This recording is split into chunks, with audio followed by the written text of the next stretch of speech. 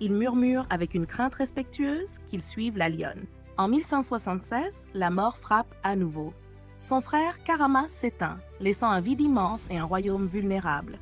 Le Conseil des Anciens hésite, car confier le destin d'un empire à une femme est un pari jugé fou par les cités voisines. Pourtant, Amina n'attend pas de permission. Elle s'empare de la couronne et devient la 24e souveraine de Zazzau par la force de son aura. Mais ne vous imaginez pas, une reine restant assise sur un trône de cuir a donné des ordres depuis le luxe de son palais.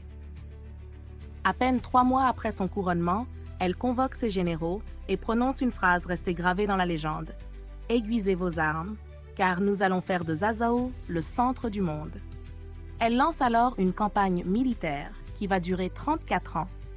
34 ans sans jamais poser les armes, 34 ans à dormir sous une tente de campagne sur la terre nue plutôt que dans la soie de ses appartements royaux. Sa stratégie est révolutionnaire pour l'Afrique de l'Ouest. Elle est la première à introduire l'utilisation massive de l'armure de métal pour ses cavaliers et même pour leurs montures. Imaginez des milliers de cavaliers Haoussa étincelant sous le soleil brûlant, chargeant comme une vague d'acier sur des ennemis terrifiés qui n'avaient jamais affronté une telle puissance technologique. Elle conquiert les cités de Kano, de Katsina et étend son influence